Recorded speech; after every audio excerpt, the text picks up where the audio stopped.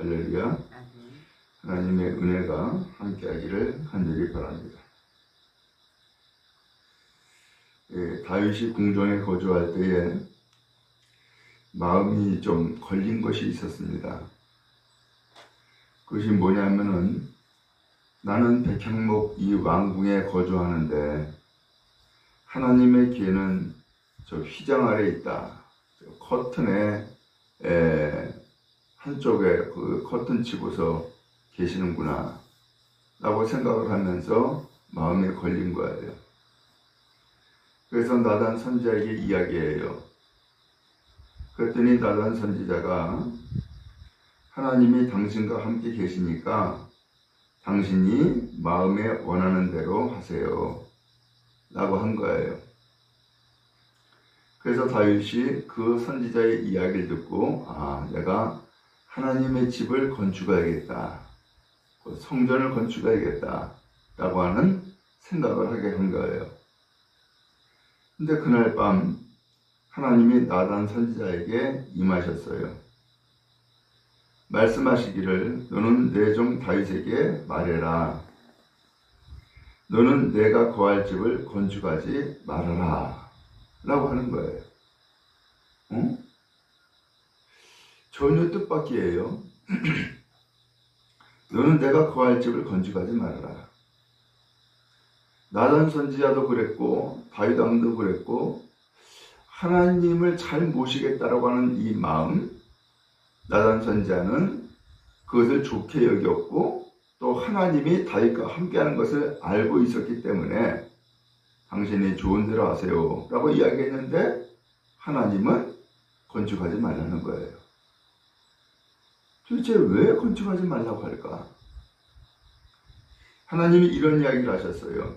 5절에 내가 이스라엘을 애굽에서 올라오게 날부터 오늘까지 집에 있지 않았다 라는 이야기를 하세요. 집에 있지 않았다. 오직 이 장막 저 장막에 있으며 이 성막과 저 성막에 있었다. 또 6절에 이스라엘 무리와 더불어 가는 모든 곳에서 내가 내 백성을 먹이라고 명령한 이스라엘 어느 사사에게 내가 말하기를, 너희가 어찌하여 내 백향목집을 건축하지 않았냐 라고 말한 적이 있냐라는 거예요.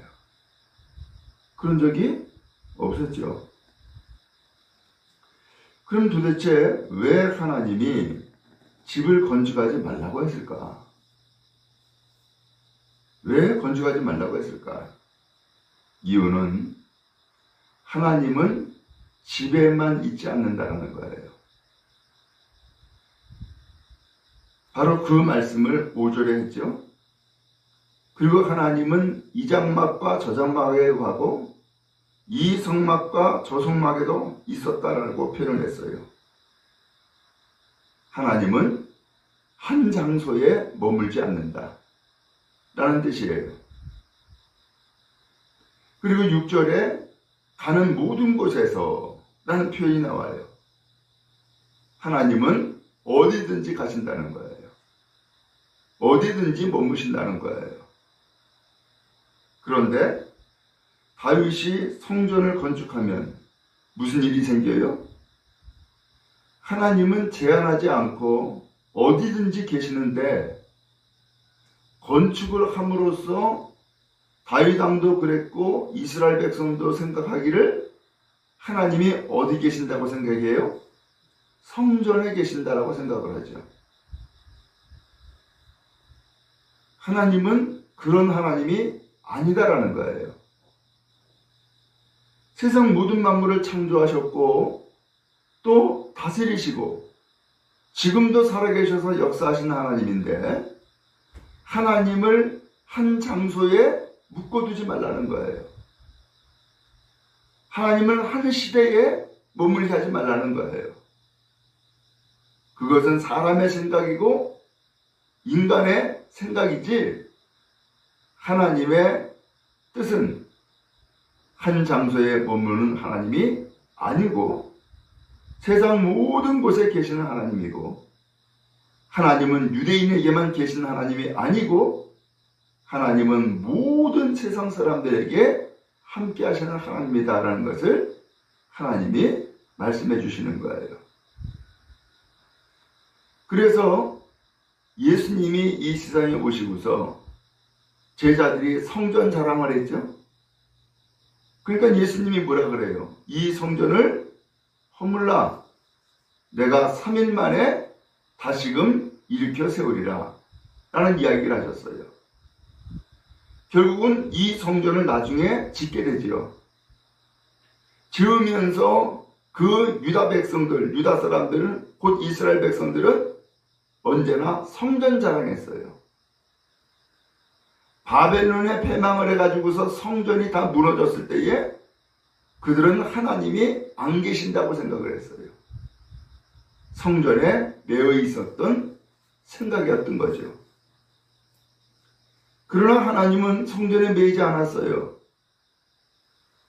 예수님이 이 성전을 허물라 내가 3일 만에 다시 일으켜 세우겠다라고 하는 이 말씀은 하나님은 눈에 보이는 건물에 묶여있는 하나님이 아니다라는 거예요. 하나님이 정말로 세우고자 하는 성전은 바로 예수님을 통하여서 세상 모든 사람들이 예수님을 영접하고 하나님의 백성이 되어서 구원받는 것, 바로 그것이 하나님의 뜻이고 하나님의 성전이다 라는 것을 말씀하시는 거예요. 한편 나단 선지자에게 하나님이 말씀하기를 내 종 다윗에게 가서 전해라 하면서 말씀을 주세요. 뭐라고 말씀하냐면은 7절에 너를 양떼를 따라다니던 때에 데려다가 내 백성 이스라엘의 주권자로 삼고 그랬죠? 너는 원래 양치기였어. 그런데 이제 이스라엘 백성의 주권자로 삼았다. 두 번째로 내가 어디로 가든지 너와 함께 있겠다. 세 번째, 내 모든 대적을 내 앞에서 멸하겠다. 네 번째, 내 이름을 존귀한 자들의 이름과 같이 만들어주겠다. 다섯 번째, 내 백성 이스라엘을 위하여 한 곳을 정하여 그들을 심겠다. 더 이상 떠돌아다니지 않게 하겠다 라는 거예요. 그 다음에 여섯 번째는 모든 악한 자들이 너희를 해치지 못하게 하나님이 지켜주겠다. 일곱 번째, 또 모든 대적이 너에게 복종하게 하겠다. 여덟 번째, 너를 위하여 한 왕조를 세워주겠다. 그 다음에 아홉 번째, 그 나라를 세우고 견고하게 해주겠다. 그 아들이 나를 위해서 건축할 것이고 그의 왕위를 견고하게 하겠다 라고 했어요. 그 다음에 열 번째로 나는 그의 아버지가 되고 그는 나의 아들이 될 것이다. 그리고 그의 인자를 빼앗지 않는다.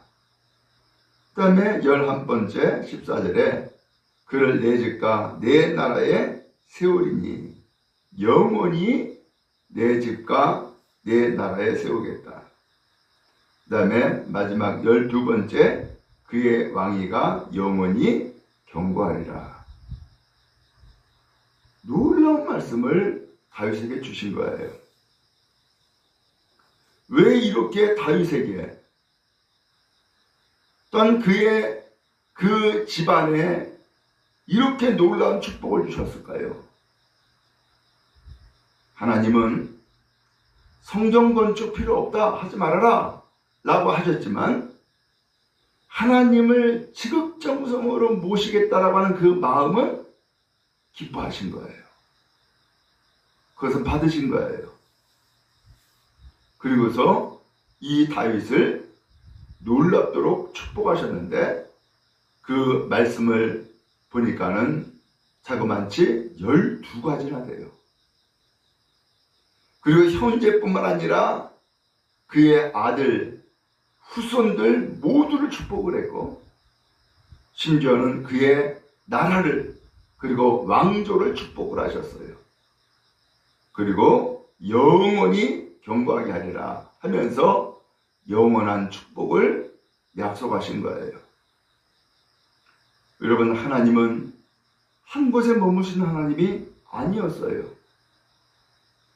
그래서 성전 건축하지 말아라 라는 말씀을 했고 그 성전이 결국은 다 무너졌어요. 오늘날도 그 성전 3번에 걸쳐서 다 세웠지만 다 무너졌어요. 그리고 벽 하나만 남았어요. 예수님이 말씀하신 것처럼 그대로 해버렸어요. 예수님은 뭐라 그랬어요? 이 성전을 허물라 3일 만에 다시금 일으켜 세우리라.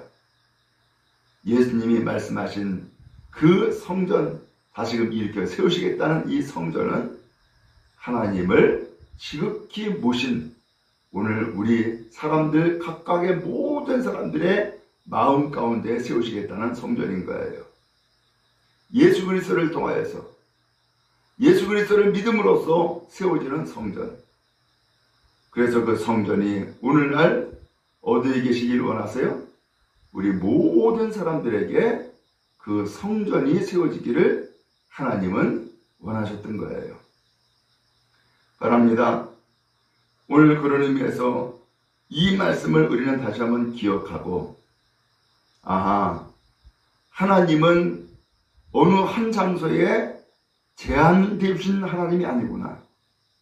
인간이 제한하려고 한 것이지 하나님은 그 어느 한 장소에 혹은 특정한 누구에게 제한하신 하나님이 아니구나라는 것을 알게 되고 그럼에도 불구하고 하나님을 지극히 정성껏 모시겠다고 하는 그 마음은 하나님이 기뻐하사 놀랍도록 축복하셨구나라는 것을 알게 되어져요. 그러므로 이 말씀을 가지고 우리는 다시 한번 깨닫고 믿음의 길로 나아가는 우리 모두가 다 되기를 간절히 바랍니다. 하나님은 어디에나 계시는구나. 하나님은 누구에게나 계시는구나. 나만의 하나님이 아니라 모든 이의 하나님이시구나 라는 것을 다시 한번 깨닫고 그럼에도 불구하고 하나님은 정성을 다해서 온 힘을 다해서 모셔야 되는구나 라는 것을 또한 깨달으며 이로 인하여서 다윗이 놀랍도록 복을 받은 것처럼 하나님 앞에 복받는 우리 모두 다 되어지기를 간절히 바랍니다. 한편 다윗은 나단 선지자에게 이 말씀을 다 전달받았고 들었어요. 이 말씀을 듣고 보니까 다윗이 너무너무 감사했어요. 세상에 어떻게 나에게 이렇게 말씀해 주실까? 그러면서 19절에 이렇게 표현했어요. 여호와여 주께서 주의 종을 위하여 주의 뜻대로 이 모든 큰 일을 행하사 이 모든 큰 일을 알게 하셨나이다. 하나님이 이 다윗과 다윗의 집안을 어떻게 역사하시고 축복하실지를 다 말씀해 주셨다는 거예요. 이건 큰일, 위대한 일이라는 거예요. 그 다음에 이 모든 일을 하나님이 다 알려주셨어요. 나단 선지자를 통하여서. 그러면서 다윗은 감격하고 그리고 감동한 거예요. 그리고 다윗은 이런 이야기를 하나님 앞에 드려요. 23절에 여호와여 이제 주의 종과 그의 집에 대하여 말씀하신 것을 영원히 경고하게 하시며 말씀하신 대로 행하사 라고 표현했어요. 그리고 24절에 경고하게 하시고 사람에게 영원히 주의 이름을 높여 이르기를 만군의 여호와는 이스라엘의 하나님 곧 이스라엘의 하나님이시라 하게 하시며 주의 종 다윗의 왕조가 주 앞에서 경고히 서게 하옵소서. 말씀하신 대로 경고하게 하시고 말씀하신 대로 행하여 주옵소서. 라고 하는 기도를 하나님 앞에 드린 거예요. 그 말씀하신 것, 그 이상도 아니고 그 이하도 아니고, 이 정도의 축복이라면은 정말로 위대한 축복이고 위대한 역사인데 말씀하신 대로 이루어 주옵소서 라고 기도를 해요. 마지막 27절에 이제 주께서 종의 왕조의 복을 주사 주 앞에 영원히 두시기를 기뻐하시나이다. 여호와여 주께서 복을 주셨사오니 이 복을 영원히 누리리이다 하면서 이제 하나님이 주신 이 놀라운 복을 이제 영원히 누리겠습니다 하면서 감사함으로 하나님 앞에 기도하는 다윗의 기도를 볼 수 있어요. 오늘 그런 의미에서 하나님은 우리를 향하여서도 좋은 일을 계획하시고 또 좋은 일을 축복하여 주시는 줄로 믿습니다. 영원히 누리겠습니다 라고 다윗이 표현한 것처럼 하나님이 주시는 복 영원히 누리며 감사하는 믿음의 삶을 살아가는 은혜가 있기를 주님의 이름으로 축복합니다.